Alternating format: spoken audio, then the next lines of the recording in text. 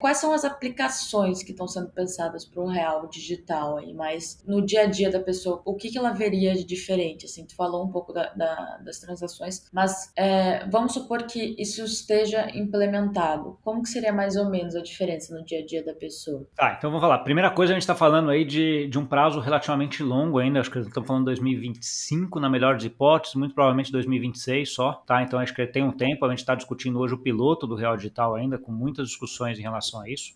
Mas o end state, aquele lá no final, daqui 2, 3, 4 anos, quando estiver pronto, você consegue pensar em casos de uso assim muito, muito práticos. E só fazendo um parênteses aqui, eu costumo falar que os melhores casos de uso são aqueles que a gente não viu ainda, né? Que vão surgir lá porque vai ter um indiano que fez alguma coisa daqui 4 anos que a gente nem imagina. Mas assim, tirando essa parte, o que a gente consegue visualizar hoje são casos do tipo, hoje, o caso clássico que blockchain ajuda muito, né? Quando você está vendendo um carro, né? Então assim, você paga primeiro ou recebe o título do carro? O que você faz isso primeiro, né? Então assim, qual a transferência ocorre primeiro? Em cripto isso é muito fácil de se fazer, né? Você tem via smart contract, você consegue fazer isso que os dois liquidem juntos, né?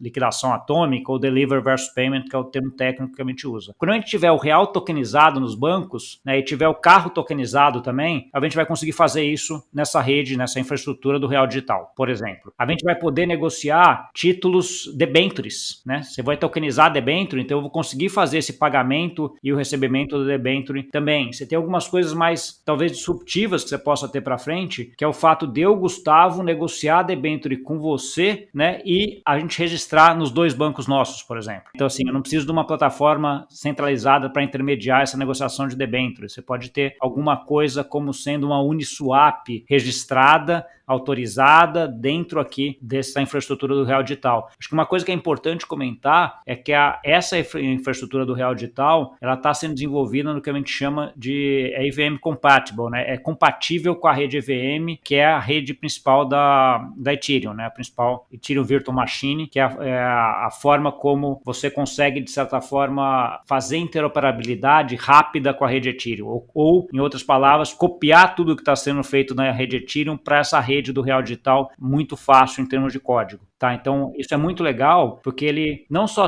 essa rede pode se apropriar do que está sendo feito em DeFi hoje, mas aí num ambiente regulado, num ambiente Proof of Authority, em outra blockchain, como também se apropriar das inovações futuras que vão vir nessa rede da Ethereum, né? Então tem muita discussão na rede Ethereum hoje sobre Account Abstraction, né, e sobre Zero Knowledge, que são duas coisas que são muito promissoras ali dentro, uma para facilitar a parte de UX, de utilização de cripto, e outra para endereçar coisas de privacidade. Isso aqui são discussões muito quentes hoje em cripto e que vão se desenvolver nos próximos anos. Em algum momento, daqui a um tempo, ela vai estar lá consolidada, etc. O Banco Central vai poder olhar e falar, ok, esse código está bom, essa coisa é boa, deixa eu copiar isso daqui e colocar dentro dessa rede do Real Digital e trazer mais inovação e mais coisas para a população do Brasil. Né? Acho que isso é uma coisa bem interessante. E só para terminar, eu acho que vale a pena a gente colocar aqui, a gente como brasileiro, olhando para o que o Banco Central está fazendo, o Banco Central do Brasil está fazendo, o Banco Central do Brasil hoje é referência mundial em termos de inovação